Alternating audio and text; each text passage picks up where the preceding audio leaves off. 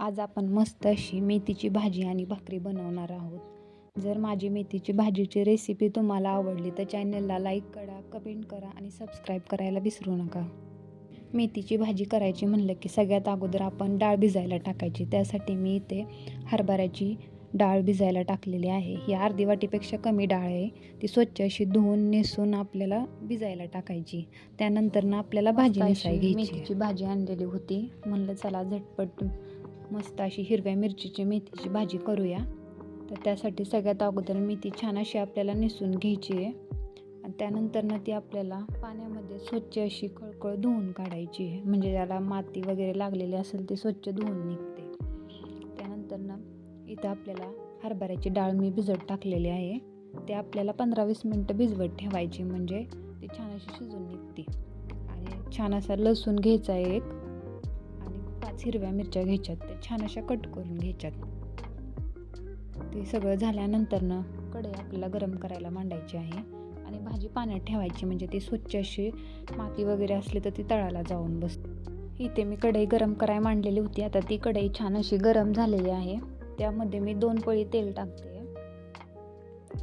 आता हे तेल छान असं गरम झाल्यानंतर यामध्ये मी सगळ्यात अगोदर लसूण टाकते. तो छान असा आपल्याला लालसर थोडासा भाजून द्यायचा आहे. त्यानंतर जी आपली हिरवी मिरची ती आपल्याला टाकून घेते आणि छान अशी ती परतून घ्यायची.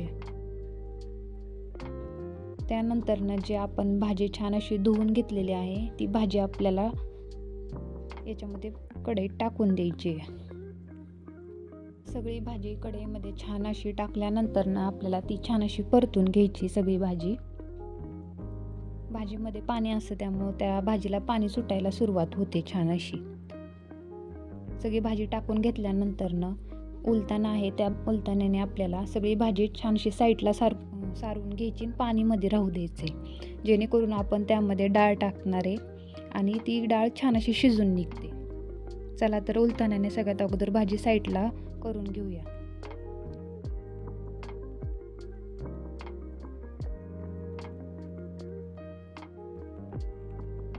आता सगळी भाजी साईडला सारून घेतल्यानंतर जी डाळ आपण छान अशी भिजत ठेवली होती ती डाळ आपल्याला त्या पाण्यामध्ये टाकून द्यायची आणि ते डाळ टाकल्यानंतर त्यामध्ये आपल्याला 1 चमचा मीठ टाकायचे.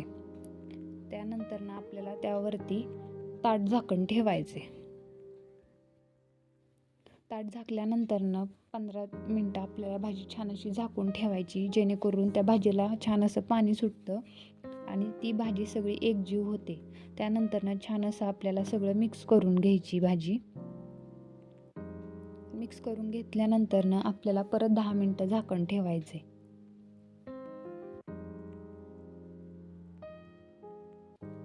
मिक्स केल्यानंतर जेव्हा आपण झाकण ठेवतो तेव्हा सगळं पाणी आटू द्यायचं झाकण ठेवल्यानंतर.